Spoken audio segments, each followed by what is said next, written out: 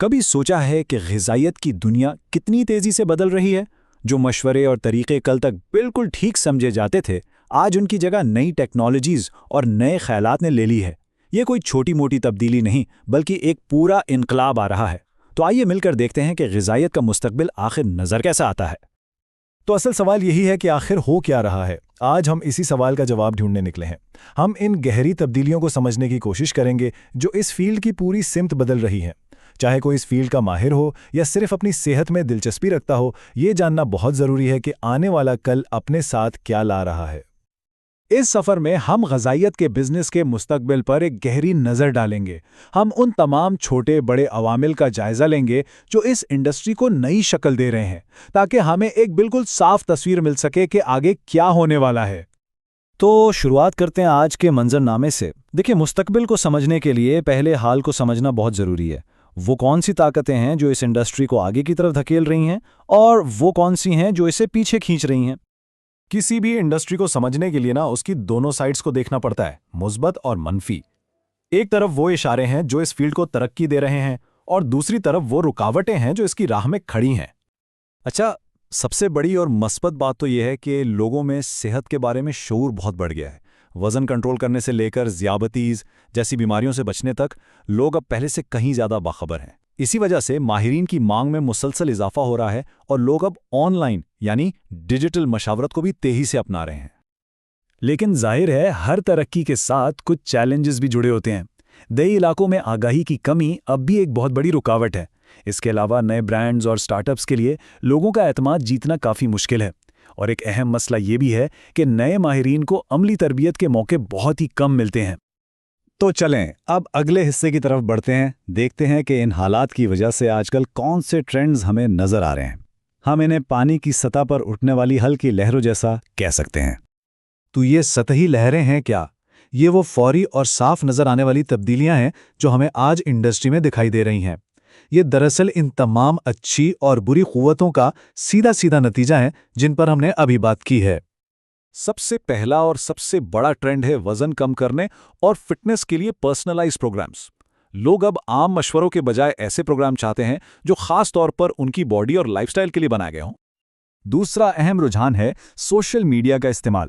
آج کل ماہرین غذائیت انسٹاگرام، ٹک ٹاک اور یوٹیوب کو صرف معلومات پھیلانے کے لیے نہیں، بلکہ کلائنٹس حاصل کرنے کے لیے ایک بڑے ٹول کے طور پر استعمال کر رہے ہیں۔ اور تیسرا بڑا رجحان ہے کسٹمائز ڈائٹ پلانز۔ کلائنٹس اب ایک سائز سپر فٹ والے فارمولے کو نہیں مانتے۔ وہ چاہتے ہیں کہ ان کا ڈائٹ پلان ان کے طرز زندگی، ان کی صحت کے مسائل اور ان کے اہداف کے بالکل مطابق ہو۔ ٹھیک ہے، یہ تو تھے آج کے ٹرینڈز۔ اب اپنی گفتگو کو تھوڑا آگے بڑھاتے ہیں اور دیکھتے ہیں کہ مستقبل میں کیا ہونے والا ہے۔ ہم ان ہلکی لہروں سے ابھرتی ہوئی لہروں اور پھر بڑی طاقتور سمندری لہروں کی طرف جائیں گے۔ ہم مستقبل کو 3 حصوں میں دیکھ سکتے ہیں۔ پہلا، حال، جسے ہم سطحی لہریں کہہ رہے ہیں۔ دوسرا، مستقبل قریب، جو ابھرتی لہروں سے بنتا ہے۔ اور تیسرا، دور کا مستقبل، جسے بڑی لہریں یعنی میگا ٹرینڈز شکل دیں گے۔ اب ذرا مستقبل کے ان بڑے ٹرینڈز پر نظر ڈالتے ہیں۔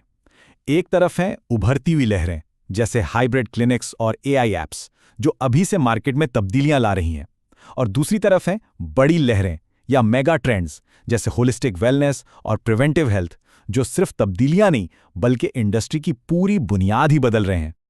مجموعی فلاح و بہبود یعنی ہولسٹک ویلنس کا میگا ٹرینڈ خاص طور پر بہت اہم ہے۔ اس کا مطلب یہ ہے کہ اب فوکس صرف جسمانی خوراک پر نہیں بلکہ ذہنی اور جذباتی صحت کو بھی اتنی ہی اہمیت دی جا رہی ہے۔